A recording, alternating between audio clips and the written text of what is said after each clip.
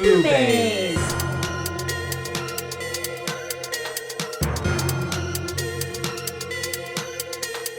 BooBaes.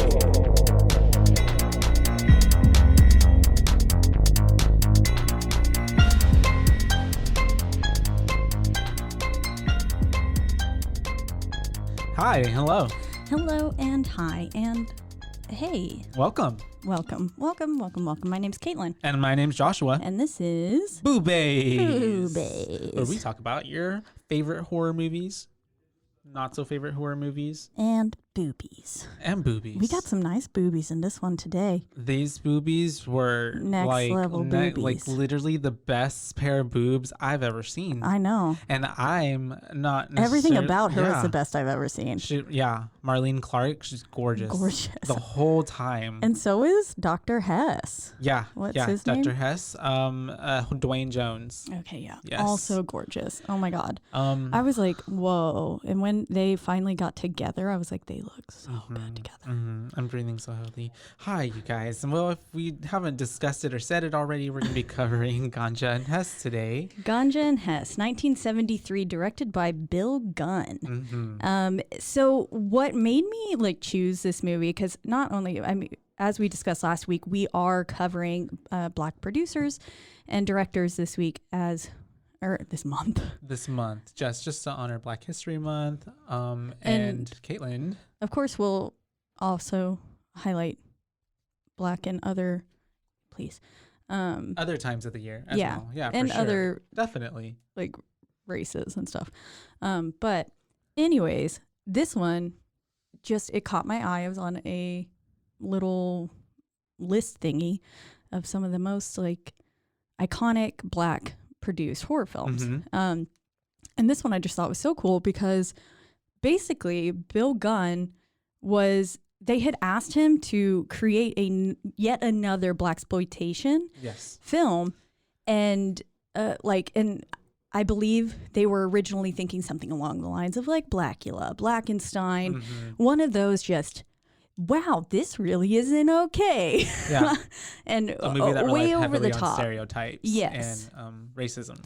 Yes. And then Bill Gunn said, I see, like, I understand what you're saying, and I'm going to not do that and give you this like art house masterpiece instead. Yeah. And I love the fact that it is about vampires, but they're never explicitly called vampires. The way that this movie does a lot throughout the whole movie, where you're having to piece together it is so symbolic. What's happening, because it's super like drowning in symbolism, and you have to like really pay attention, and then not through words but through the visuals you get what's happening. Yeah, the visuals, and then the sound, like the sound effects and the music. Like if you didn't have closed captioning on, if I didn't have closed captioning on, but I didn't turn that until about maybe 25-30 minutes into the movie, and it really did help to transform what was happening for me, because even the opening song is basically telling you the story. And so there's so many times in the film itself where the music for this film was absolutely beautiful. I thought, and it was all written by one guy. But anyways, it just was, it was really amazing the way it was done. And so basically like this, I like this little snippet of how they described this film. So I'm going to read it. It's from GameSpot.com. So I don't know what the hell that is. But it says, Ganja and Hess now stands as one of the finest independent horror movies of the 1970s. But this is a reputation it's only acquired over the past few years, helped by a long overdue Blu-ray release and a recent Spike Lee remake. It's an eerie vampire yarn directed by playwright Bill Gunn, and was the only other starring role for Dwayne Jones, the star of The Night of the Living Dead. Ganja and Hess is a weird atmospheric love story between a rich anthropologist turned bloodsucker and the widow of a man he has killed. Even though he didn't fucking kill him. Yeah. He killed himself, bitch. Gunn was given full creative control by producers who just wanted a Black vampire film to cash in on the blaxploitation craze. Instead, they got a haunting, oblique, and wildly uncommercial masterpiece, and that was as much a study of race, class, and religious hypocrisy as it was a vampire movie. There you go. And I just, that was what made me like reading that. I was like, I want to watch that. And that's all sums it up very, very nice with a little bow on it. Yeah, I was like, that sounds because that's exactly really cool. what it is. Because it is very like also in going back and learning more about the movie, you are correct that they wanted him to just like make another run of the mill, like making fun of, stereotypes and stuff like that. But he wanted to make something that actually relied on the story and actually relied on like narratives of like power and like addiction and all these serious like underlying things that they're not spoken on, but you get through the movie and it can transfer on to like other things in real life that aren't like as fictional as vampirism. Yes. You know? Exactly. Yeah. And it was just basically, especially with a lot of the religious undertones that were carried throughout the whole movie as well. So the whole thing made me be like, man, are all Christians vampires? Very thought-provoking. Which I love. I love when movies can like, really challenge like what you're watching, especially with this where you're having to really pay attention to the visuals. So much of it. Oh God, the coloring, everything, the saturation. I loved throughout the whole movie that like how it was filmed and that grainy, very like because it was actual film. Yeah, exactly. Yeah. It looks it is what it is. We call it vintage now because that's what it is to us now, but back then that's how it was. But it's just beautiful, and it actually fits, very fitting to the style of the film. It doesn't like, there are some movies that you now watch where it kind of hinders the movie because it's like, oh, this seems a little outdated. But for this, because it's so like art house and so like conceptual, it fits perfectly. It does. It does. And there's so many times where I just make notes and I'm just like, the coloring here, like especially when Homeboy dies and shoots himself. Yeah. The like coloring of all the tile, Mr. and then Mina. When his blood gets on it, I was like, yes. Which they use tomato juice for the blood in this film. It looks like tomato juice. Which actually, fun fact, Dwayne Jones, who played Hess, actually was so repulsed still by it because thinking that it was real blood would like go into like wretches like and throwing up. Really? Yeah, but also like I never just want to sit there and drink tomato juice. True that. I'm not a big D8 fan. Yeah, nope. But yeah, so the movie starts up with like an opening sequence with it's giving you the storyline with the music, but I didn't have the subtitles on, so I didn't even realize that. Oh, well, the music comes in a little bit after the like, because I feel like it narrates it for you, doesn't it? At the beginning with the titles sequence of like what's going on, basically telling you about Murthia, and it's an ancient civilization that essentially has believed that they were like addicted to blood, and it goes into like a whole bunch about like only the shadow of the cross can like deliver you or save you, basically. Yeah, very meta. Yeah. It was very heavy on the usage of like the way it worded things. And essentially what happens is our protagonist, he gets stabbed 3 times by this ancient dagger. Artifact, yeah. And it has some sort of bacteria or something on it that causes him to crave blood. And so also he's basically a vampire. Other properties of like vampirism, like living forever, not being able to be killed, immortality. Yeah. And yeah, basically I guess healing properties, I guess, in itself.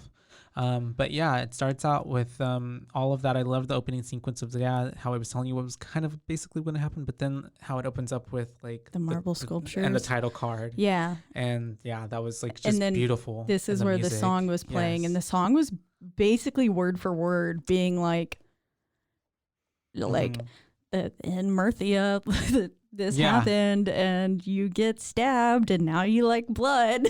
See, it's the way that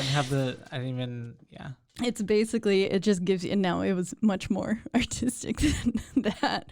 But so it basically gives you the whole rundown of it. And so just the fact that even the music was helping tell the story, and throughout the film, I think it does a wonderful job of adding to the story quite a bit. And yes, and then later on it does help again. The music, like if you have it on, you can be like, the score. Yeah, it really drives and pushes what's actually happening throughout the scenes because there are no words, so you're just really a lot of the times looking at what's happening, what's happening on the screen. There are words, but you get what I mean. Yes, there's super visual. They use dialogue when necessary, obviously, between like the people. It kind of reminds me of like Ringu. Remember how we were talking about that, and they would enter the room and then it would just silence. Yeah, lack of dialogue. Looks at each other, but not like. And it's like they're communicating, and we can tell what they're like communicating body language, but nothing's actually happening being said. So I feel like this utilizes a good amount of that as well, especially between him and Hess and Ganja. Yeah. And so we're in the church. Yeah, we get to we pan in on this congregation. Reverend, what's his name? Williams? Is that it? I believe so. Okay, because I think I wrote it down like way after. I was like, when I realized, because I just thought it was a random reverend. Yeah. Yeah, I was like, we don't got to pay no attention to him. No, it's that guy again. Yeah. And then I was like, oh. So I was like, maybe I should write down his name. It's not really that much of a reoccurring character, but it's kind of like a starting in a chapter. Reverend Luther Williams. Yeah. And then we've got Ganja and Med. This got a 91% on Rotten Tomatoes, by the way. Wow. 6.2 on IMDb, 4 out of 4 on Deep Focus Review. Yeah, it's the way that I went into it, not really knowing what to expect, but I can't say that I didn't enjoy watching it. It was really, to me, I feel like it was worth the watch. Yeah. So we start out with the church scene and all that's happening there. It's a lot of like focusing on like them singing and worshiping, I guess, very right? gospel, yes. Like we got Southern Baptist, even though I don't think they're in, I don't know where the hell they are. Yeah, it's the way that I like, this could be anywhere. There was a lot. There was mention of other places like New York and like but there was never a mention of like Holland. There was a mention of Seattle, I remember at one point too. So I figured they were at least in America. They were. And then, but other than that, I was like, I have no clue where the fuck this is taking place. But I also, the way that it was panned out with the part 1, part 2, part 3, it gave me, it was kind of like Tarantino vibes. Okay. I feel like he will section off his films a lot like that. Yeah. I liked that. I thought I did too. It gave the film different chapters of what was happening, which made sense with what was happening. So. Yeah. Agreed. And yeah, Reverend Williams is basically Green's Dr. Hess's chauffeur, and that's why he remains relevant throughout the story. And at the beginning, he's narrating it, saying that, Hess is not an addict; he's a victim. Yes, he's just addicted to blood. Quite frankly, they put it out there right at the beginning. They do, yeah. I mean, they really try to lay it all. They're like, this film about to get trippy as fuck. Let's lay out the groundwork now for you. But that's where we also get the part 1 victim. And then again, the narration. There's a quote, a Bible verse going on talking about the eating and the drinking. So you should eat of my flesh and drink of my blood, and we should become blah blah blah, whatever it is. The whole spiel. Yeah. Yes. And that's whenever at the beginning, help me out, remember, because that's whenever they go to that weird place. They're going to somewhere, to essentially where they're picking up Meta. That's right. Yeah. Is that where you were going? Yeah. Because I just remember the Rolls Royce and all of I just remember looking at the car and thinking like, man, this guy's driving in style. This guy rich. Yeah, he's got money. Yeah, he did, because in the mansion that he lives in, which was also something that Bill Gunn wanted, was like someone of a black person who actually had money and was living a lifestyle that's only portrayed for like Caucasian people and well educated. Like when he has that conversation with his son, and they're having full fluent conversations in French. Yes. And I liked the way that there was integration between races. And it wasn't questioned. Yeah. There was no like, oh, this is weird. Yeah. And I just thought that was a really wonderful commentary, considering that, yes, that at that time it was not normal. And to have that, there was still a lot of and to be able to show unrest. It kind of reminds me of like Schitt's Creek, when like how, what's his face? Who plays David? Yeah, Levy. Yes, Daniel Levy wanted essentially to portray like LGBTQ plus relationships that weren't questioned. Like no one was like, oh my God, you're gay. Yeah. Like they just loved each other, and that's what it was. Yeah. And no one questioned it. And that kind of the same vibe that, people can live together because we're people. Yeah. And you shouldn't segregate. And I felt like that's a really strong, I felt like it was just really out there. It's the way that there's so much to like look visually at this movie that like the notes are so long. Yeah. Literally look at all that. And then like too, like, I just like hit me flashing back to them speaking French and that opening part as well. Cause I totally was just like, That's where it made me like be like, oh wow, this is like, there's there's no questioning of this. It's just natural, as it should be. And anyways, so we get to go meet Meta. They're picking up his new assistant in this building. I don't know what it is, but there's this weird white man in a suit who comes back. Oh yeah, I think I wrote his name down, but we'll come to it because he does come back. Jack Sargent, right? Yeah, sure. Yeah, I don't know. I didn't write his name down. It's Jack Sargent because later on, there's like this weird kind of dream sequence or something. Yeah, like weird. It reminded me very much of like Twin Peaks. Yeah. There was a weird sequence where he all got like silver masks on and they're holding the guns to each other. I was like, whoa, what is going on? I literally was like, I was lost, but then I realized it was a dream, right? It was because he woke up out of sleep or something. Yeah, I think it was like kind of a portrayal of his addiction and then also him trying to fight it. Yeah. I'm not sure how that man came into it, but whatever it was cool. So yes, so we back at them. They were picking up his new assistant. And I'm sorry. This is where the song basically gives you the context of the film. And I put what a good creepy way to deliver it as the opening credits are rolling by and they're driving. And so that's where they finally start giving us the credits. And then it flashes to being in the mansion and Green and Meta are having dinner. And man, Green just looks so fucking done with him. Yeah. His drunk ramblings were intense. A lot. And that's Bill Gunn. Oh, it is? Playing Meta. Yes. Oh my God, I didn't even notice. Yes. Oh my God, I see that. I see that right now. Oh my God. Yep. Oh wow, that's so cool. Good for him. But yeah, no, he had a lot to say. He did. He was throughout his whole little so much opening part, or his whole span of, because he was basically the whole part of part one, which was a good part of the movie. But yeah, no, Green Dr. Hess was definitely, which his first name is Green, right? Green Hess. Okay, yeah, he was definitely like not here for it. Yeah, because Meta's just going on talking about how the word cut means cunt in Holland, and there was a friend who was directing a film and he yelled cut. Yeah. But then all the people in Holland got mad at him because they were like, why are you yelling cunt, bitch? Like, and so I don't know. And then like, why even? It was such a weird story, but I was like, oh, okay. And then Green goes on to discuss something and he says something about, he poses a question and then Meta responds with, if I believed in a desire, I wouldn't be as scared of it, which I was like, oh, interesting. I guess that's a good way to view this. Like, I mean, if you're not as scared, like you believe that you need this to survive, it's not as scary of a thing for you personally. Yeah. Of course, for everyone else, that is a lot, but yeah. But yes. Anyways, at this point now we start going into first fever dream. We get so there's like this trio of, I believe what would have been the Merthian. Yes, because people. It's the Merthian queen actually. Yeah, that headdress was the headdress fucking amazing. Very extravagant. So cool. I was like, whoa. That's the way that there's like this whole scene with them walking through the plains, like something like a wheat field. Wheat field. Literally looks like just a wheat field. That's what probably it is. In somewhere in Connecticut. It comes in a lot. They run through this wheat a lot. Yeah, they do.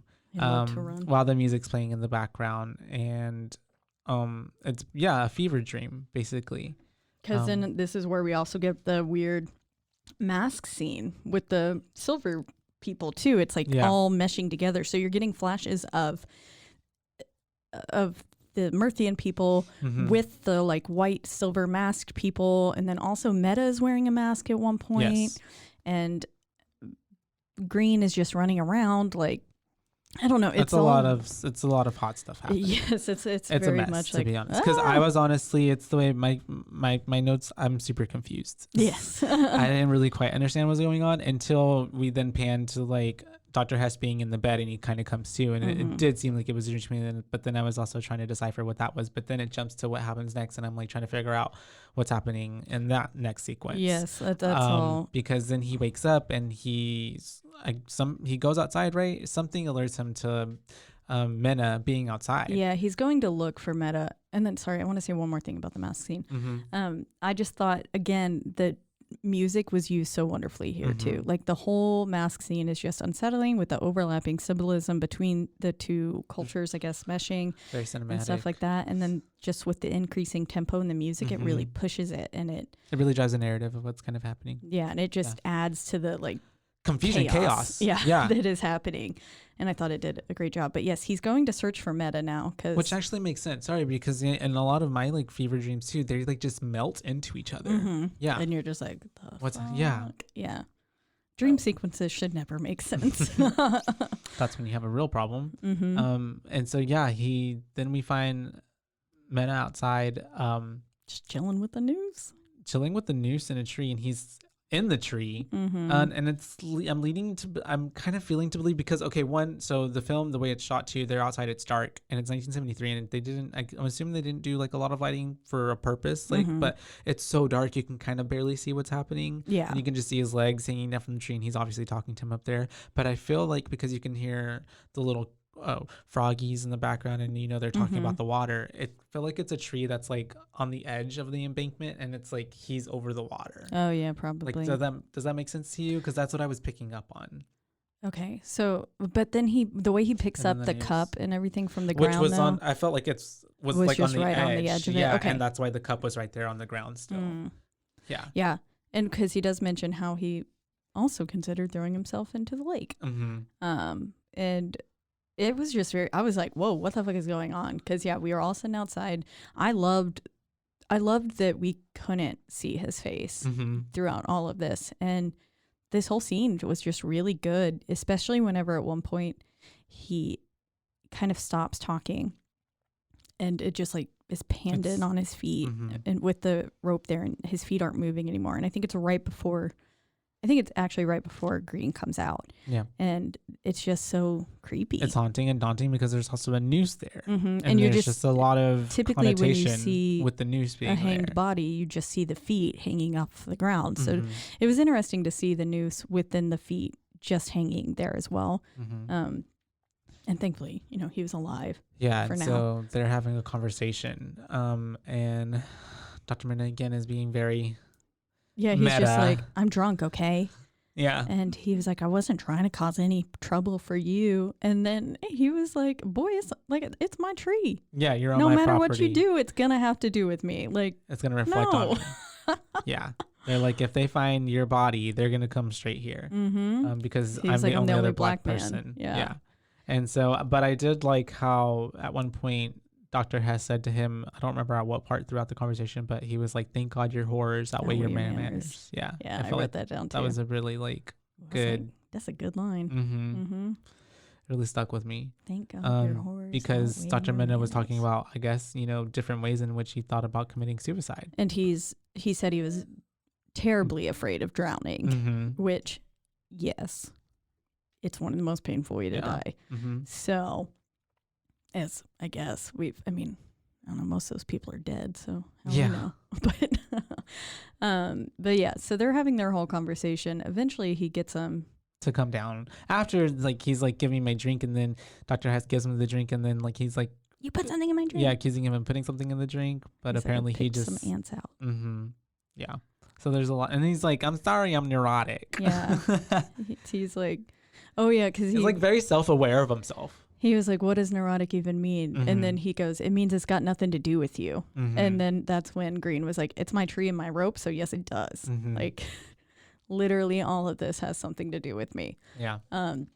But he finally gets down. We don't see that, but it does cut to him. Them being inside. Meta inside. And they're having another conversation. And it's the way that and it's really it's shot almost meta. It's shot like documentary style almost. Yeah. Because he is giving a monologue, talking about living in New York, and he's talking about suicide in general, and he says on one hand, I was the victim, but on the other, I was the murderer. It really stuck with me when he was talking about that. I was like, that's pretty deep, about talking about it does kind of, and that makes perfect sense how he was the victim of his own self, but also the murderer because you're trying to take your own life. And he says it's very cat and mouse, and he goes, essentially, the victim got away. The murderer let the victim get away. And I was like, damn. I don't know. That was it's really deep. It cuts deep because it gets you really, it makes you think. And it's I mean, suicide is like a very, serious topic, and a lot of people go through that. And so when he was saying that, it was very like it resonated, and it was also just like, that is, wow, like when you think about it, suicide is, because a lot of people don't just think about suicide one time. Usually if you've thought about suicide, you've thought about it countless times. I think about it every day. And so it's a very cat and mouse game. Yeah, so it's a very cat and mouse game with yourself, all the time, living through that. But it's the way that he's discussing this. It's still, it's a very monologue style. And then that's whenever we cut to, I guess they're all supposed to be asleep, or Dr. Hess is supposed to be asleep. Yeah, and man, that bed is so cool. The bed looks really cool. But then Mena attacks all of a sudden, Hess, and it just like cuts to like them getting into a scuffle, and it's super like the score. It's very loud. It sounds like almost like thunder clashing and all these booms, and it's really cool the way it was shot too. It was. They kind of go into the side of the bed, and then Mena grabs the artifact, the dagger, and starts stabbing him 3 times. And stabbed him with that dagger. With the dagger, and it's the way that we know that if you get stabbed with the dagger, you become a vampire. So Mena then like whatever gets away.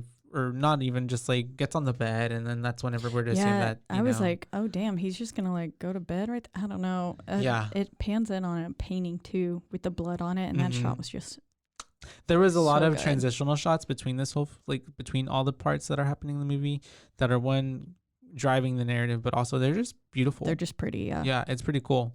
But yeah, so Meta's essentially, we like go through, and he's really just, it seems like he's living almost, but not, I don't know, because it's just odd. Like he's just going about his life. But then at first I was like, is he writing a like confessional note? Because he's at the typewriter. Yeah. Yeah. So Meta's at the typewriter, and he's having this really long like prose with himself, another monologue, which is also a lot of it was soliloquy beautiful. That's just like, it's beautiful, and you're trying to like so we can keep up with what he's talking about. It's super insightful. It really is. It's thought provoking. And the way you're finding it. Yeah, I'm trying to. I was like, we're paraphrasing it. Basically okay, that's where it starts. Okay. Bloop. Okay. So yeah, he's sitting there writing, blah, blah, blah. And then he writes typing this. It's so interesting because this is the whole script that I just pulled up right here. And so like basically the last words that we had were, it was like a cat and mouse game. You understand that, that feeling. And then that whole murder scene happens, but there's no dialogue. There's no dialogue throughout it. Like as we were talking about. And so it's just interesting to see that there's such a whole break, and this is a whole different part of the movie after a lot of stuff had happened. A lot of shit just went down, and there was no words. But yeah, this whole monologue that he has for himself is just, it's really beautifully written. And I was like, read it for the kids. It says, to the black male children, philosophy is a prison. It disregards the uncustomary things about you. The result of individual thought is applicable only to itself. There is a dreadful need in man to teach. It destroys the pure instinct to learn. The navigator learns from the stars. The stars teach nothing. The sun opens the mind and sheds light on the flowers. And I have to hit next. The eyes shame the pages of the book. Gesture destroys concept. Involvement mortifies vanity. You are the despised of the earth. That is as if you were water in the desert. To be adored on this planet is to be a symbol of success, and you must not succeed on any terms, because life is endless. You are as nameless as a flower. You are a child of Venus, and her natural affection is lust. She will touch your belly with her tongue, but you must not suffer in it, for love is all there is, and you are cannon fodder in its defense. And that's what it is. And it was just like, fuck. I was like, this man is like writing straight poetry over here. I was like, on fire after this whole scene happened, and we're just led to think that. And then he crumbles it up. Yeah. I said, boy, that was art. And we were just led to believe after everything that just happened, like, okay, you just committed murder. You're completely unhinged, but wow, whatever just came out of your head. That was beautiful. We loved it. And it was also like a connotation on just like life and life itself, and also like Black experience as well. Yes. So yeah. But yeah, it's the way that right after that, then we get to the bathtub scene, right? Which is a really cool scene. It's super interesting the way it was shot and the angle and like the way you can see everything. But also not see everything. And yeah. It does well to like not show you his penis for the most part. You get a penis shot later, not from him. But yeah. But even so, you kind of get like a little gist of it. You can kind of see like stuff. But anyways, no, he's in the bathtub scene. He's bathing, obviously. I was like, he's acting like he didn't just kill someone. What's he doing? And then in the bathtub, he has like his gun in the corner. And then we have like... See, I didn't notice the gun. Yeah. The gun was in the corner. Yeah. And it's just sitting there and he's just bathing. And it's the way that he's like... And it's probably the most unsettling part of the movie is that he's like brushing his teeth and like with the bathwater and like spitting it out and then using the same bathwater to like wash his face. Anyways, I was like... yeah. But no, he's in there and then he grabs his gun and he's kind of like pointing it at himself. But then he gets out of the tub. Yeah. And then now he's outside of the tub. But then he points it back to himself again. Scene where he's kneeling down and just everything. The coloring in this entire sequence is very good. But once he gets out and once he starts to kneel down, this whole scene is just beautiful. So pretty. The colors are so good. It's very saturated with the blue tones that are coming through, and it really just creates a perfect backdrop for when his blood spills. It's pretty because then he ends up shooting himself. And when he shoots himself, he falls. And like you said, the blood starts coming out of his body, and the blood that they use is tomato juice. And so it doesn't even, I mean, obviously it doesn't look like real blood. Yeah. But the color on it is so beautiful. Just so pretty. That I didn't care. Contrasted to like the tile of the bathroom floor. It was shot it was beautiful. It was. And it's very, it's poetic. And I felt weird writing the note. Because I was just like, the blood on the tile is so pretty. But I was like, that sounds so creepy. And so it's the way that fucking green comes in like Hess, a goddamn vacuum. Because Hess at that point, while Meta is like about to shoot himself, is coming to, waking up from being stabbed. And then he's like checking out his chest and he's like, oh, he's healed. He's fine. He's not dead. And so then he comes and he sees that Meta killed himself and there's all this blood, and it's the way that he just quickly jumps down and starts like sucking on it because instinctively he just wants to drink the blood.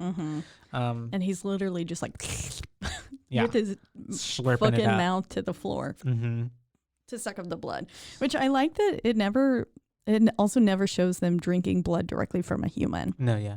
It's always either after the fact or collected from them. And then they drink it from I guess at one point she's like licking it off of him, but not. But they're never. It's not like your traditional vampire, like biting the neck. Yeah.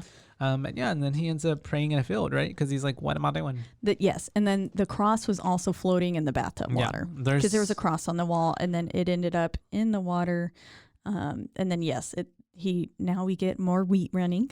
Yeah. We love it. And he's sitting there reciting Bible verses. That's what he's doing.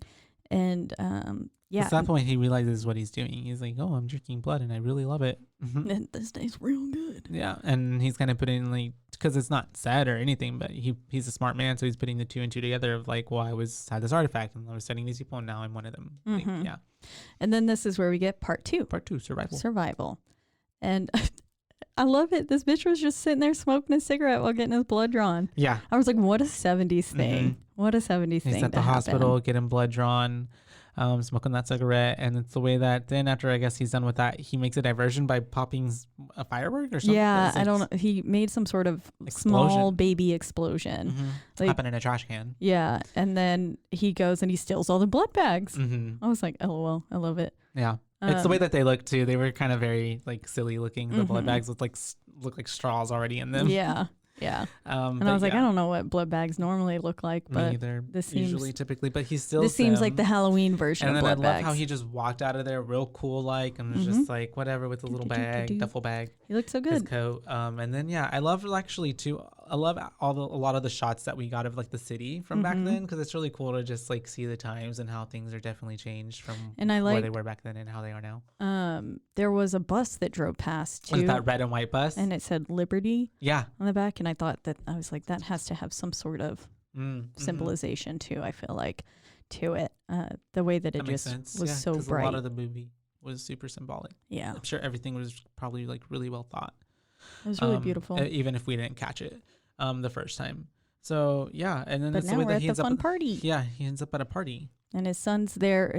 We didn't realize it's his son at first, but he's holding hands with this old woman who is reciting some sort of poetry, I guess, to him. And they're all very well dressed. You know, it looks like you're a typical English tea party out in your back. Well, I mean, and throughout the whole movie too, like the outfits, the styling, and like even his outfits, his suits were like super on point the whole entire time. Yeah, very well tailored. Very tailored. Yeah, everything. It was like these people are high class.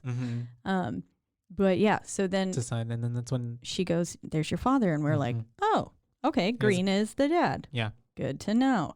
And they're sitting there. They have a whole conversation in French. I have no clue what they said because I don't know French and it didn't give me subtitles. But yes, it was nice to listen to. And this is where I made the comment that I feel like it's really nice to see this mixing of races here and to depict it as completely normal, which it is. But at this time, that was something unheard of. Not what was happening, Yeah.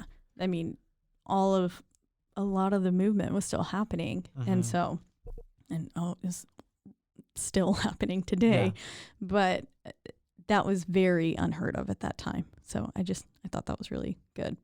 And then it pans in on that weird, creepy statue lady as he leaves the party. Oh yeah, that was creepy. There's a lot of pan-ins to statues throughout this movie too, or little ornate things, whatever. And this one looked like some sort of beat up. It kind of looked like Robert the Doll. You know, what's Robert the Doll? Oh. He's a haunted artifact who's kept in Florida. And I don't think I've heard of that. Honestly, he kind of looks like weird cheese. Weird cheese? Yeah, he's going to haunt me for saying that about him. I never want to be called weird cheese in my life. But like if his face had darker markings. But it kind of looked like that. Yeah, I don't know. Haunting. Yeah, that's Robert the Doll. You see what I mean, though, about his cheese face? It looks like cheese. Like, I think it's because it's got these holes. Cheese. Oh, I didn't even see that from the other picture. Yeah, he looks like a sponge. Yeah, a little sponge. Aw. Cheese doll. Ugh, he's going to haunt me. Yeah, it's the way that that party happened, and then after that, he ends up at a bar, right? Or am I jumping? I think you're jumping a little bit. Okay. He's going back to the house, though. And so it pans in on the creepy statue lady. The distorted music starts building. It starts with seeing her. And then it just starts building. And then the distortion gets wildly out of control as he fills his cup up with blood. Oh, that's right. And then it cuts to a red sky morning. And I was like, ooh, that was nice. Because it was like silence to this nice, still, serene red sky at morn. Sailors be warned. Very symbolic of what was happening, of him drinking the blood and like the climax of that. But then now he is we flash to a bar, and her green eye makeup was so pretty. Oh, it was beautiful when he's at the bar and she's working, and there's this lady who works at the bar, and she's wearing this really cute dress, and it was like this combo. Beautiful eyeshadow. Loved it. And it's the way that she's talking to him, and she's like, "Aren't you Dolores Kincaid's old ex-boyfriend?" And she's trying to strike up conversation with him. And he's like, "No." Yeah, but then he tells her to sit down, and they're having a conversation. And it's the way that they then end up back at his apartment or wherever he's staying. Sure. I think it was her place, I guess. Yeah, and that bread spread, my God, was so cool. Beautiful. I was like, I want the that. colors. Yes, that's the pattern on it.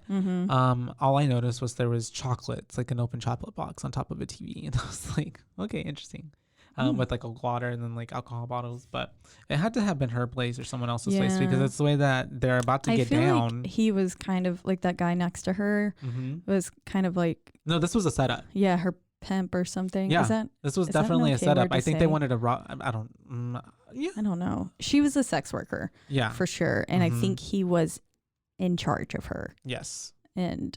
Yes, was trying. That's a way to put it. Plan to. I understand and I pick up what you're saying. Extort money from him. And so they are. I wasn't expecting them to kill him. Yeah. So, I thought she was just going to get money because it's the way that sex. It's the way that it seemed to me like they had I don't know.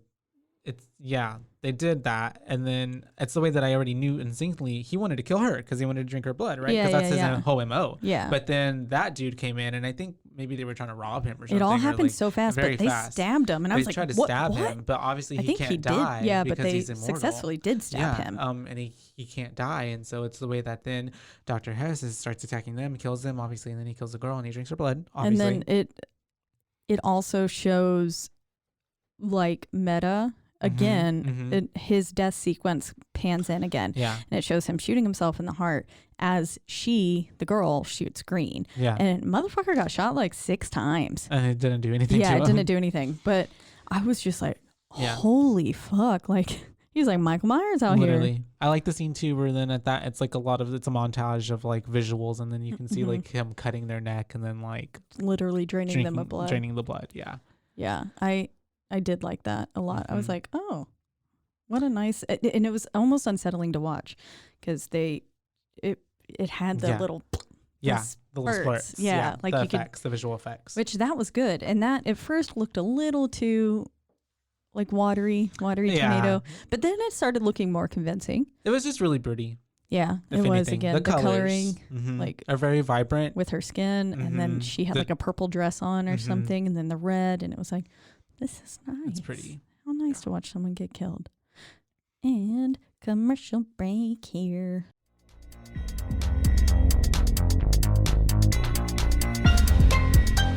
And now, a word from our sponsors.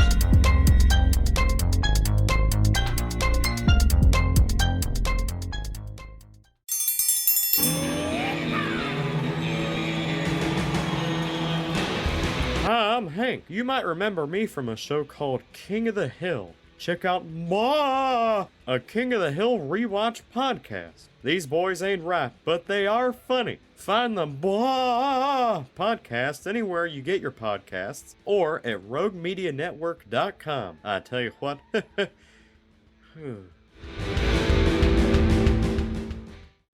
It was beautiful. Those colors were really nice. And so then I think the weird mask came back in that point too. At one point, it was flashed through on the images. They just were like, "Here's the silver mask." I was like, "Okay," but this is where I was like, "Man, this gives me some hella Twin Peaks vibes." Yeah, which that whole show is a fever dream. It is. I only saw a little bit of it, and I couldn't really. You have to really pay attention, otherwise, no, you're going to be like, "I have no clue what just happened." And that's kind of how this movie is. Yeah, but then we get part 3. Part 3, letting go. Letting go. And this is kind of where the most of the movie is happening. Yeah, we're about to have Ganja come in, so now it's getting more and more like speed is happening. Yeah. It's picking up, and we're getting to the chunk and the meat of the movie is what I guess basically want to say. But Mr. Meta's wife, Dr. Hess gets a call from Mr. Meta's wife, and is basically saying like, my husband has been staying with you. Where is he at? He needs to come home. But then it goes to Dr. Hess being like, well, he's disappeared. He's not here anymore because obviously... He hangs up on her the first time. He just goes, he can't come to the phone. Yeah. And then so she calls back because she's stubborn as hell. Yeah. We love it. Which we get to learn. She's a bad, bad bitch. And so we have her explaining to him that she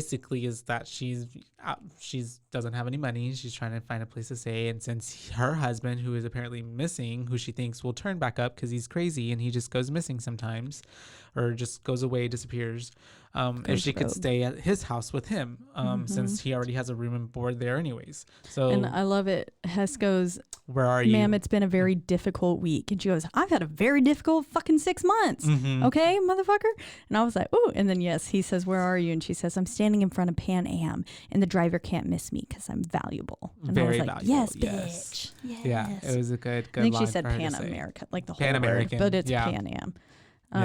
Which was a very big, Yeah, that was like the airline then.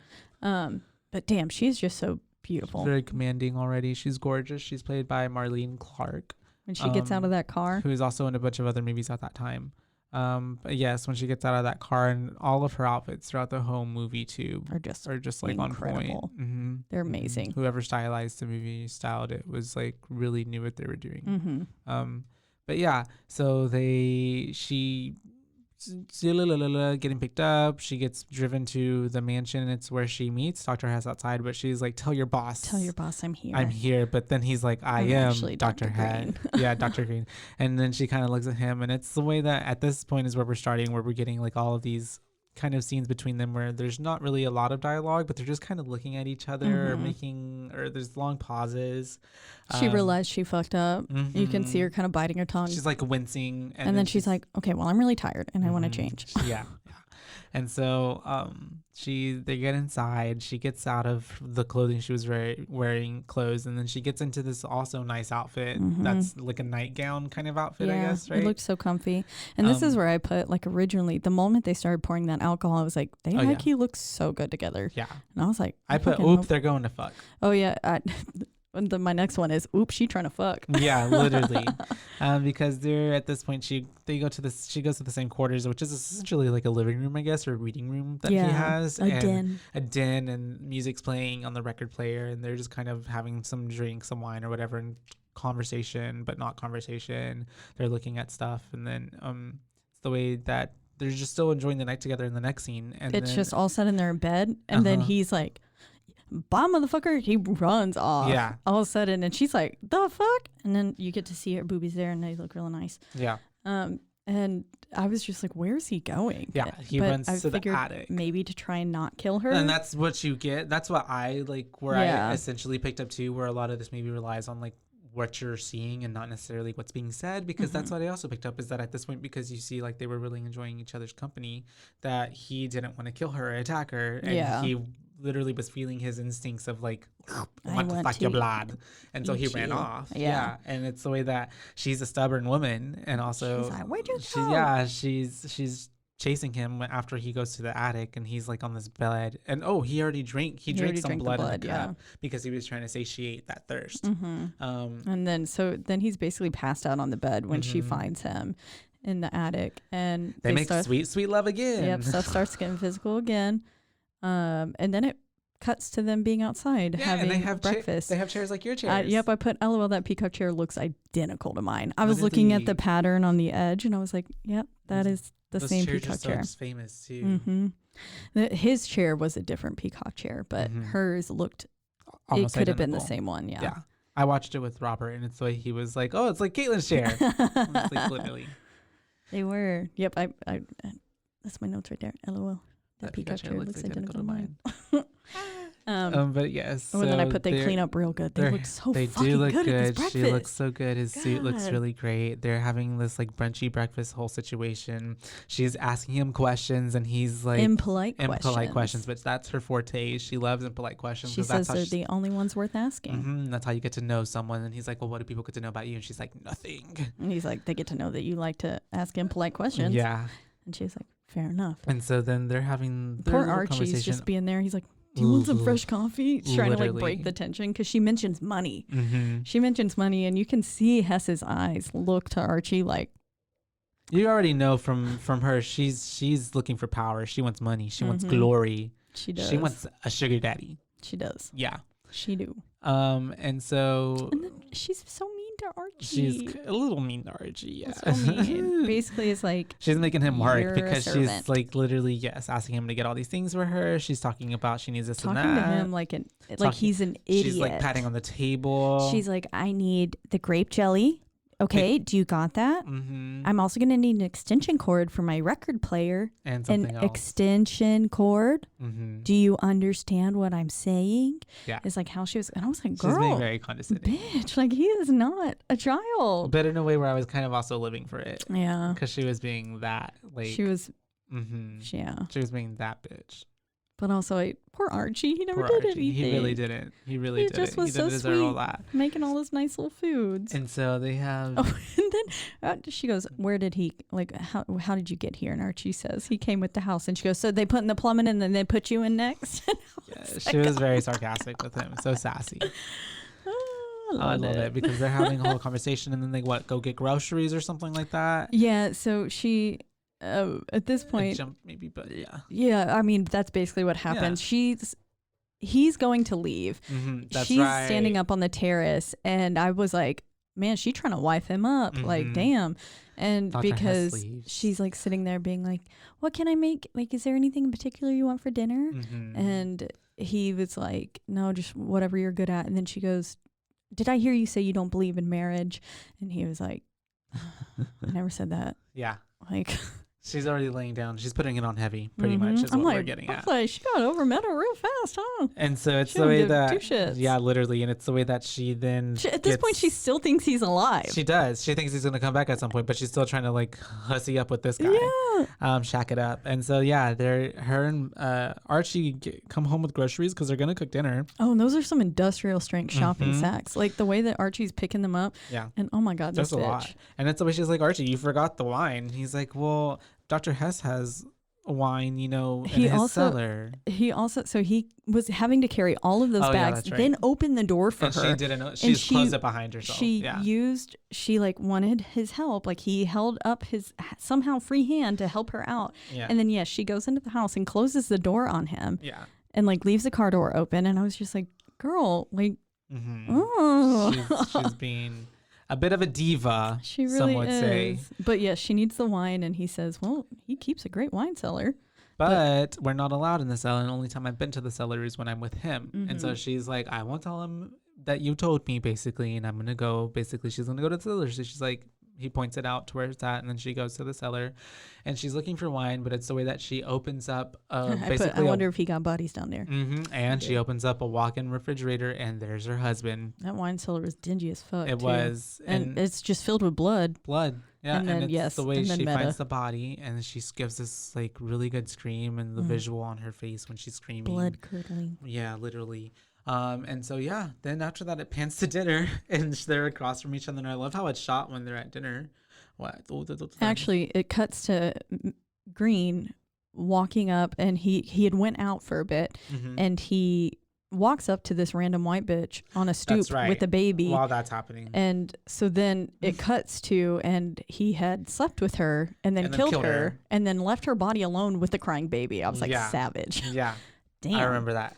And yes, but then tensions are very high at this dinner. Yeah. Very, very high. Because they're not really her talking. Outfit here too. The outfit is beautiful. He's like, the lighting, everything in this whole scene was just so He was good. like, how was dinner?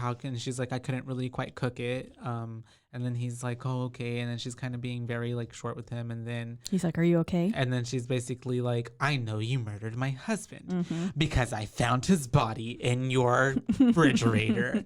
It's so funny the way she delivers that line. And then Green's basically like, Archie, can you clear the plates because we don't seem very hungry? Yeah. And I was like, and so then he's so level-headed. And it's because the way Archie's looking at him too, like, what do we do now? You killed someone? Yeah, literally. Archie's like, I just work here. But he's in it. He literally takes the plate and he's like, okay, sure. And so then she walks off, and then she this is where herself. I said the costuming and the set is gorgeous. She's literally just pacing back and forth, waiting for him to come to her, and then he doesn't. Yeah. So then she walks back, and this is where it starts panning again in on some statues too. And I was like, as they're having a conversation, and then it flashes to her having a monologue.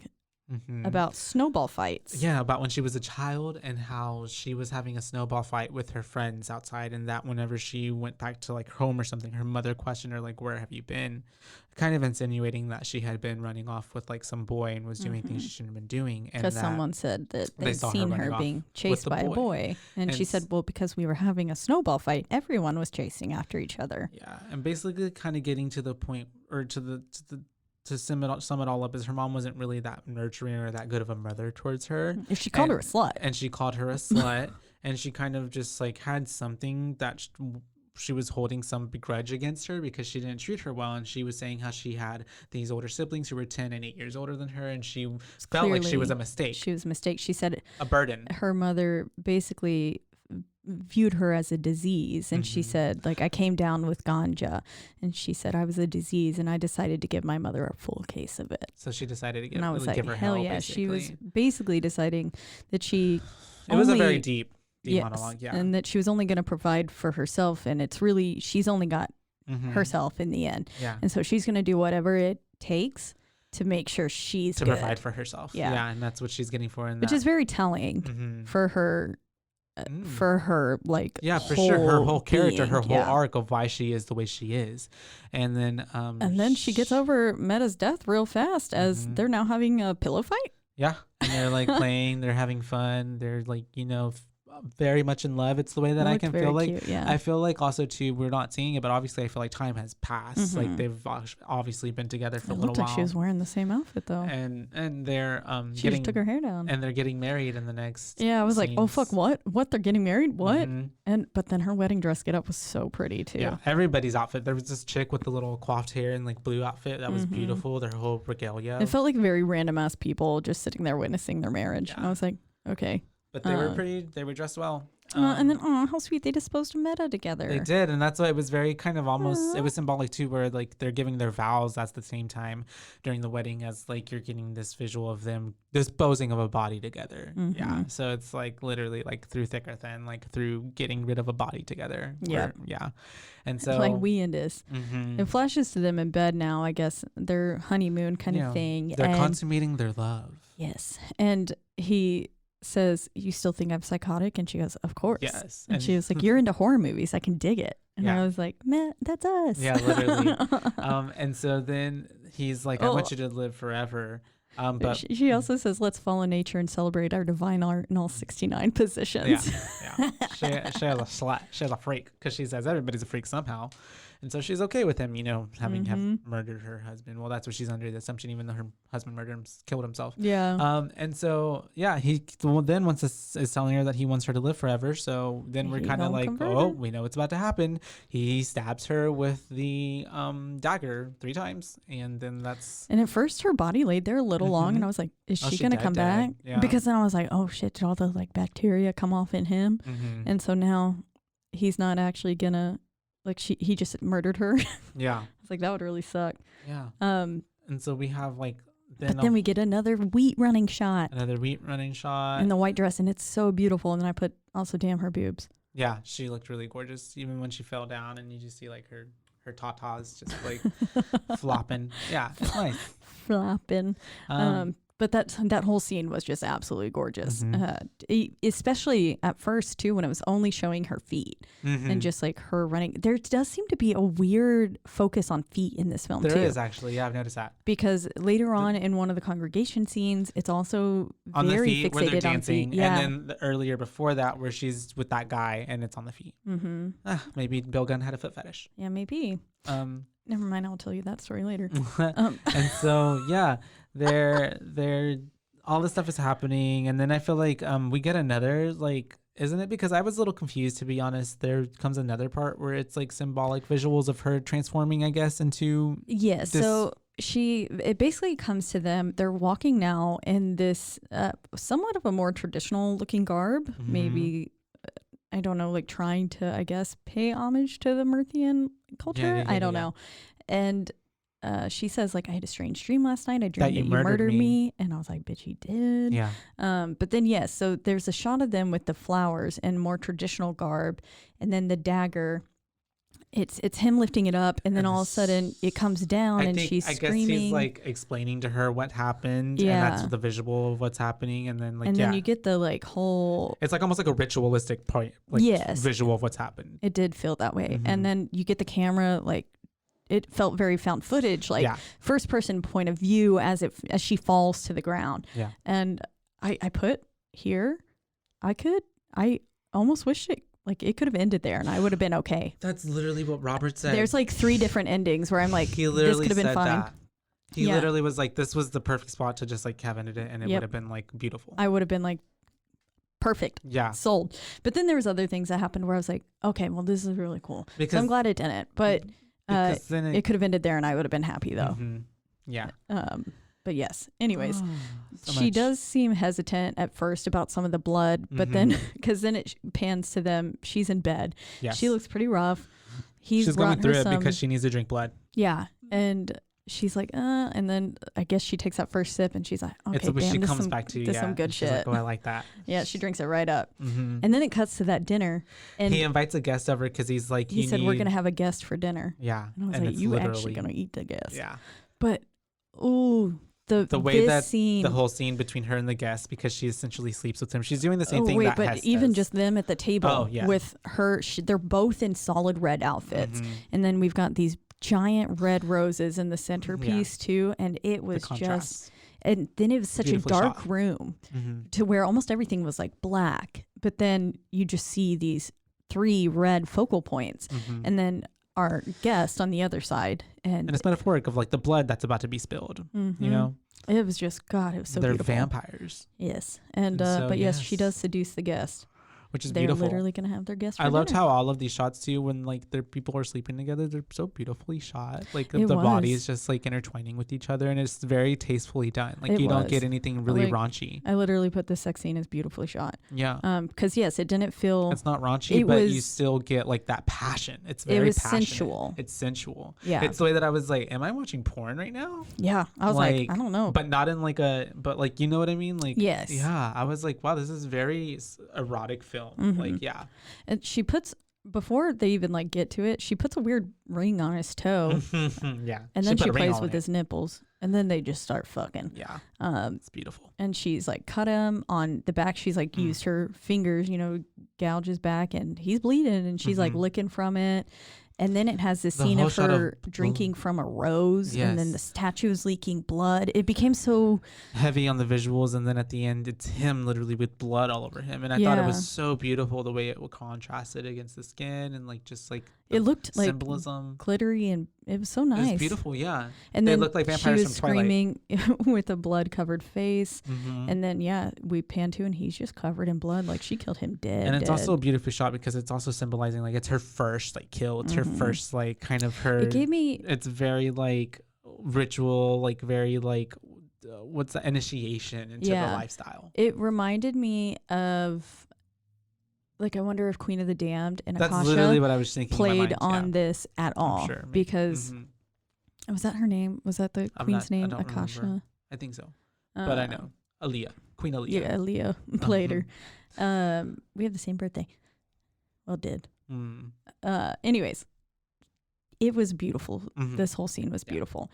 I literally put like, that was awesome. Yeah. That was awesome. It was really beautiful. Her animal instincts just got carried away, and the symbolism used to depict all of it was just wonderful, instead of actually showing the carnage that it was. Yeah. And it looked so beautiful. Yeah. She just killed this man. She did. She just fucking. Yeah, and it's the way that because they're about to they're disposing of the body, right? And it's the way he's in a bag, and then I guess he's breathing again. He was I saw his chest move, and then she was like, "He's alive, and she, I guess, wants to save him, but at this point, Hess is like, "No."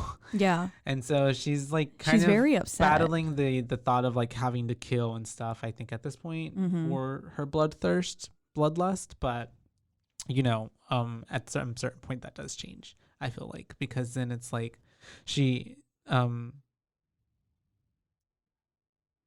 is essentially hungry for the power of like having everything, immortality and everything that comes with it now. But I feel like without Hess, you know what I mean? She's like, now I can, she's got it. And she's like, now I want more. Yeah. You know what I mean? Never truly satisfied. Thirst is never truly Which quenched. also ties into the symbolism of addiction in this film, because everybody, like, Hess was addicted to blood, and she was addicted to power and money and like authority, because that's what she felt like she needed to protect herself. Yes, I agree. That was beautiful. Okay. And then they get inside, and he's talking about a little bit more of the history, and talking about Helga, the fourth queen of Merthia, and basically is saying the demise of them. Yes, there is a way out of this curse, per se. He says, if the shadow of the cross is against our heart, it will destroy us. And it's more of an instrument of torture for them, and nothing can survive in the shadows, is what he says. And basically it's giving you like, there is a way out. Yeah. And there's a way for us to be killed. We are not immortal. You have to be saved. Basically, is what I got from it. Too. Yeah, because it was a lot of like evangelical. Yeah, and like also too, like it was the way like he words things. It's like you really got to think about what he's trying to mean from what he's saying. And so yeah, that's essentially what I got. I was like, oh, like okay, if you claim that God or like whatever Jesus is your savior, and you then are by that blood cleansed, then you are no longer this, but then you die. You die because he died. He does. But then it cuts to the congregation once again, and they're sitting there singing this gospel choir song over, and the whole time they're saying, you've got to know to let it go when it's over. And they're just repeating it. And that's heavily It's literally and telling you. That's what part 3 is about, letting go. Yeah, you have to know to let it go. When it's over, like, this is your time to step away from it. Yeah. Is basically what it's getting at. And, you know, he's giving Reverend Williams or whatever was giving this whole monologue, like saying he's high on the Lord, blah, blah. And, but then the dancing and the shuffling across the stage when it was solely focused on the feet was creepy to me. It was creepy to you? I see that. The way that his feet were moving didn't seem... It looked like stop motion. Possible. Yes. It looked like he was like teleporting. And it was just weird. Watching it, I was like, ugh, I don't know why this makes me uncomfortable. Oh, I grew up in like a Pentecostal church when I was younger, so it's not necessarily like heavily... I mean... I would say in a lot of the times with worship, like there's dancing that goes on. So I that would look very familiar to me. Oh yeah. I mean, I went to a lot of non-denomination and they are all about speaking in tongues and dancing and doing everything. And so that wasn't weird. Well. It was just literally how his movements were happening. And I had a note on here. It was like, looked very unnatural. I was like, oh, hello. And so, yeah, they're in the church, and it's the way that he calls anybody to the altar, and that's whenever Dr. Hess goes up there, and I guess essentially gets saved. I was kind of hoping he was going to kill everyone, but whatever. And then after that, he walks out.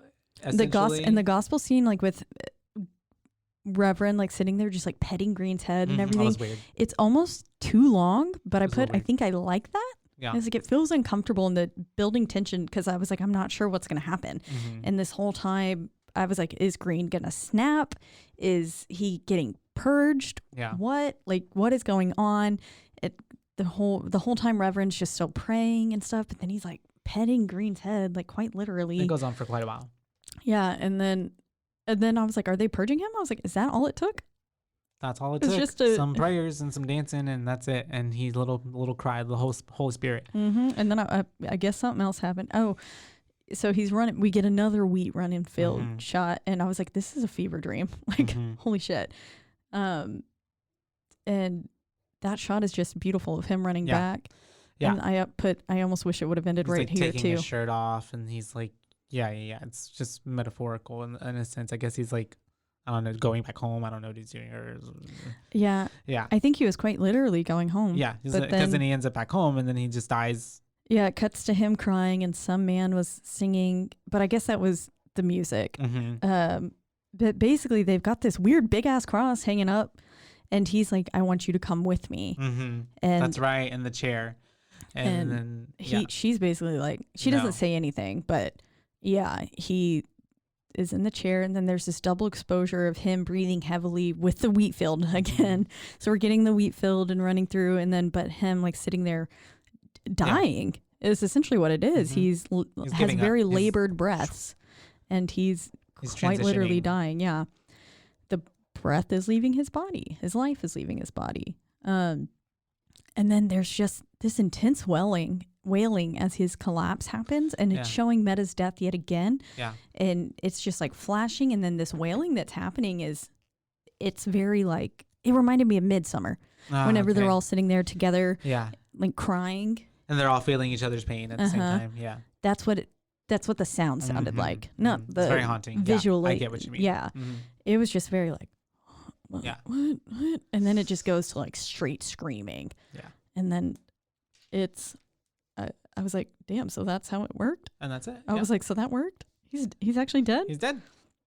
And then, so then it cuts to Ganja then like having the ambulance come and pick up his body. They're taking his body. Then she's getting asked questions by the paramedics. The questions are so informal. I was just like, what? You called the doctor when you felt sick? Yeah. And the doctor said he was dead? Yeah. Okay, bye. Thank you. That's all we need. They take the body and then it's the way that she's then just looking out of that mirror or window.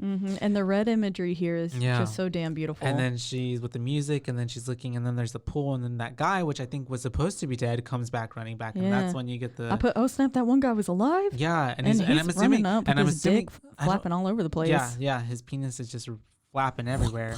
And then it's kind of her smirk that she's looking at the window, and then she breaks the fourth wall and is looking at us, the camera basically, and has a smirk, and it's just kind of like the sense of like she ended up with everything. Oh, and did you see that Archie was dead too? And Archie was dead. Yeah, she killed him, and I was like, God damn it! She ended up with the house and everything. And so yeah, but yeah, it ends with that nice creepy shot of her, and then the ending credits, we get this children's choir sitting there singing this weird, creepy blood fountain song. It's just like saying you gotta bathe in the blood of the river from someone's veins or something. And I was like, what the? Why is the children's choir singing this? Like, don't tell them that. Ugh. And then the last scene is just this little kid. He goes, oh yeah. He just like looks at, it's not creepy, but like with the music and the imagery of everything, it was creepy. And the way that it paused on that and then fades to black. That's it. My last note is, damn. Well, yeah, that was good. It was pretty good. I think it's a boo times here. It's boo time, yeah. How many boos? I give this movie four boos. 4 boos? 4 boos. Yeah. 4 solid boos. Yeah. I liked it conceptually. I liked that it was not just like it. I mean, essentially, it's not really heavy on horror, but I really liked how thought-provoking it was, how beautiful it was visually, how the music drove it, how the character, like I really enjoyed, like you pointed out, the part 1, part 2, part 3 aspect of it. It's very storytelling, and yeah, it was actually a really beautiful love story. Yeah, it was. To be honest, it was. And except for she fucks him over in the end. And they were gorgeous. Like the whole time she was on screen, I was like, wow, how is she so beautiful? For real, she was so gorgeous. She's so beautiful. Yeah. And I imagine that she's maybe now going to continue that life with Homeboy. Yeah, or something, or whatever. That's what I feel like. Do whatever she wants, honestly. She probably will for a while and then get screw him bored over of him and then get like another Lady guy. Gaga. Like that's exactly what I was like. AHS Hotel probably borrowed heavily on this, especially like the love scene and the transforming your lover into a vampire. And honestly, Queen of the Damned. Yeah. Too. Everything. A lot. This happened way before everything. This was 1973. Yeah. So I'm curious now if this was a source of inspiration for some of those, because it should be. And I do believe this film actually got lost for a little bit. It did. No, so what happened is that like the producers weren't happy with what he made, and so there was like different versions that got released of this film of different chopped up like parts of his footage, and they all had different names, like Double Possession and something like something that was more heavy on like vampirism, and then something else, and then after 25 years until the 90s or something like that, after his death, it got re-released for someone in the modern arts film something museum got with someone else, and they were able to bring it back, and I'm so glad they did. Then and then just a few years ago, Spike Lee made a remake of it, which also kind of drawed more attention to it. So yeah, because it really getting was its acclaim that it deserves. I think so. Your boo rating? My boo. I think I'll have to agree with a 4. A solid 4. Yeah, it really was beautiful. It was captivating. It was pretty long. It was an hour and 50 minutes. Yeah, just about.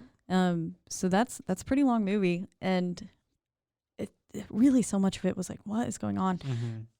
But I loved it. It's very thought provoking, which is sometimes you want a good movie like that. Yeah. You want to sit there and like actually pay get attention challenged a little bit. Yeah, because it's definitely not one where you can just watch it and like zone mindless, out. Yeah, you have to. And I told you that as we were texting about it. You're like, I don't even know what to expect, and I was like, okay, well, pay attention, because if you don't, I realized soon into it. I was like, oh, okay. Yeah, she wasn't joking.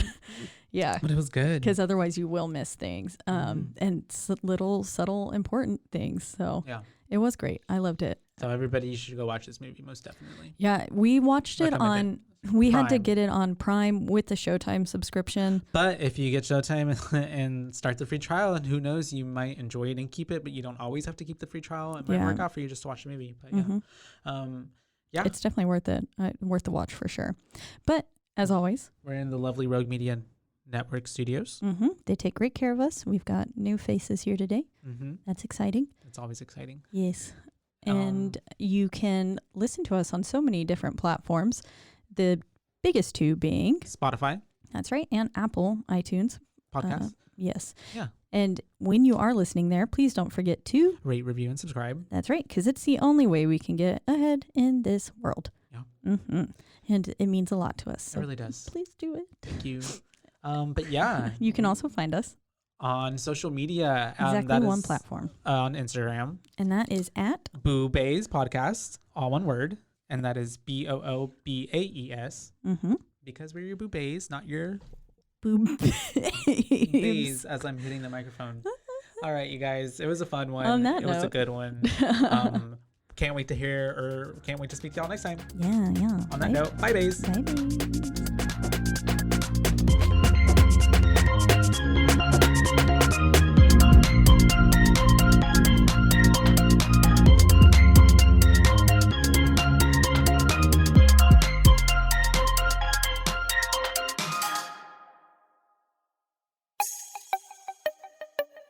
This has been a Rogue Media podcast.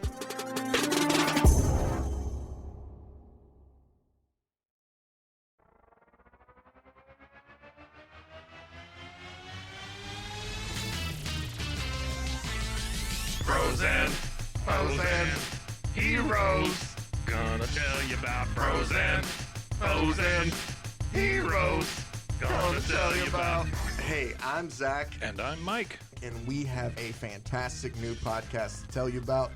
Bros, Foes, and Heroes. It's the two of us looking into the world of comics, breaking down some characters that you may have never heard of, and some that are just absolutely ridiculous. Yeah, so Zach comes up with a character each time, and I go into it just completely blind.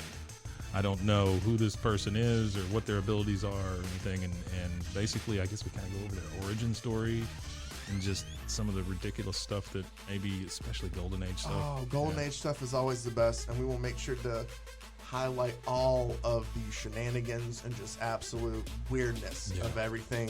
Yeah, that's right. So subscribe today and follow us on Instagram at Bros, Foes, Heroes. And if you don't, I know where you live. Not really, but please subscribe. Bros and foes and heroes. Gonna tell you about bros and foes and heroes. Gonna tell you about.